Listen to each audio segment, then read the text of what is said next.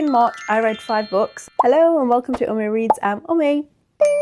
I started a couple of others which I was hoping to finish in March, but I didn't get around to finishing them.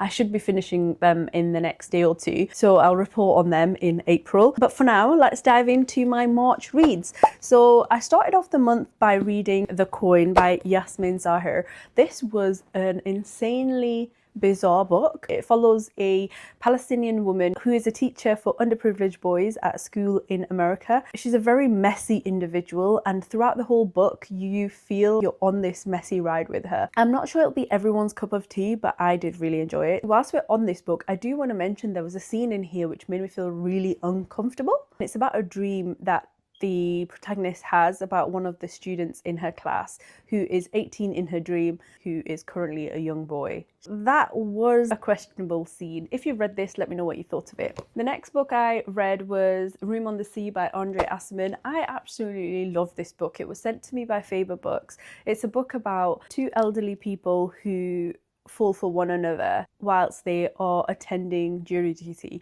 I really like a romance which is based on people in their 60s. It was just wonderful. It's so different from the usual romances of teenagers or people in their 30s, 40s, etc. It was just really refreshing. The only thing that I didn't like about this book is that there's a cheating trope, and I'm just not too much of a fan of those. But other than that, I thought it was a fantastic read. If you've read it, let me know what you thought. If you haven't read it, I do recommend that you pick it up because you'll fly through it in a day, in one sitting. It's fantastic.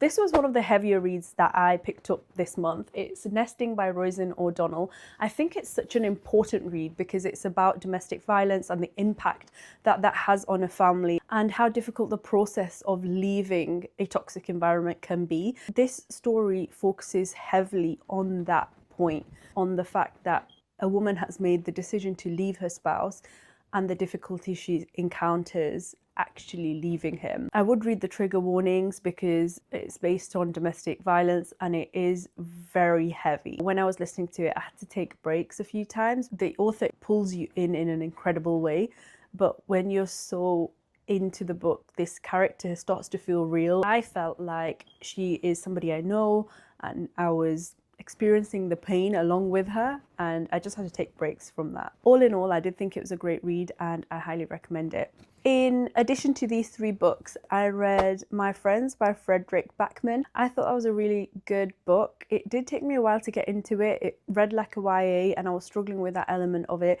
So I switched to the audiobook and I thought that the audiobook was so much better. I think the book covers really important issues about art and what art means and how it impacts us on an individual level and a societal level and on a human level.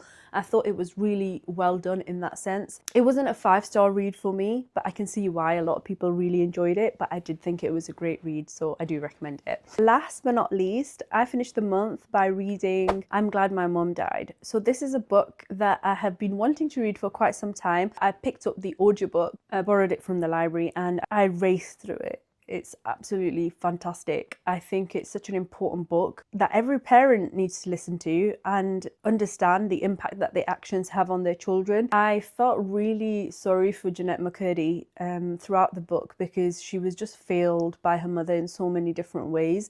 But you can also see that there is a love there, there's an attachment there. However, it's not the healthiest love and attachment. We follow Jeanette McCurdy, who is a Disney actress, and I didn't know this at the time that I picked it up. I did not know who Jeanette McCurdy was until she started talking about iCarly, and I was like, oh, you're Jeanette McCurdy, right? I know who you are.